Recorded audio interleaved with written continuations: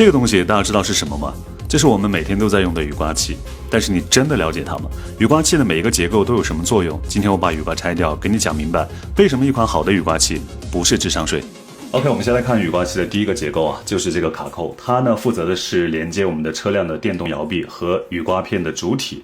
那不同的车型呢，这是有差距的。第二个部分的话，就是下面这个，我们可以叫它保护壳啊，或者说叫它表壳都可以。大家可以看到啊，这个表壳上面呢，它是有一定的弧度的，就是为了防止我们在高速行驶的时候呢，被风吹起来，把雨刮器刮起来了。同时对下面的主体部分呢，也能起到一定的保护作用。第三个部分的话是这个堵头，对吧？这两个小东西作用呢，就是把整个的这个结构固定起来，起到一个保护作用。那其实这三个部分真的都没有任何技术含量的。那真正决定雨刮器的品质的，就是接下来的两个最重要的部分。那一个呢是这个叫弓形钢片。为什么我们的雨刮器可以这样子弯折？就是因为弓形钢片的一个作用的原因啊。所以如果一旦这个弓形钢片松动，或者说如果出现了弓形钢片的变形的话，那我们的雨刮器就会怎么样？就会变形，所以就会刮不干净。那接下来还有一个最重要的，就是我们下面这个最核心的部分，那就是我们的橡胶条。这个橡胶条直接决定了我们和车辆前挡玻璃的一个贴合程度，同时橡胶条的耐高温能力、耐磨能力也直接会决定它的使用寿命。那我现在拆的这个雨刮器呢，是来自德国马牌的。这个马牌雨刮器的话，之所以会选它，是因为它的这个弓形钢片啊，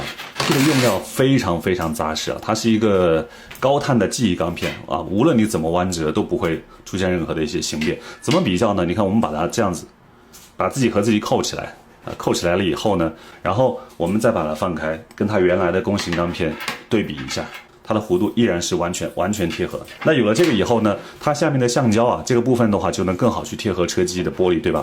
但是这个橡胶，说实话，对普通人来讲，我们看不出什么好坏，对吧？一看都是一样的橡胶啊。但是没有关系啊，因为这个东西是有橡胶等级标准的。那马牌的这个雨刮器呢，选择的是 A 级橡胶标准，这是非常好的一个橡胶，温度的抗性特别强，在零下45度到高达80度的环境当中，不会出现任何的一个脆裂啊、老化，包括变硬啊什么的，所以它就可以保证我们在不同的温度环境下，牢牢的去贴合我们的前挡玻璃，让我们刮得很干净。如果再配合一款好用的玻璃水，那就是非常完美。 OK， 那这款雨刮上车怎么样呢？我们马上试一下。更换之前的话，先要去打开这个服务里面的一个雨刮，这个打开以后呢，雨刮器就会升起来，然后我们出去把它取下来。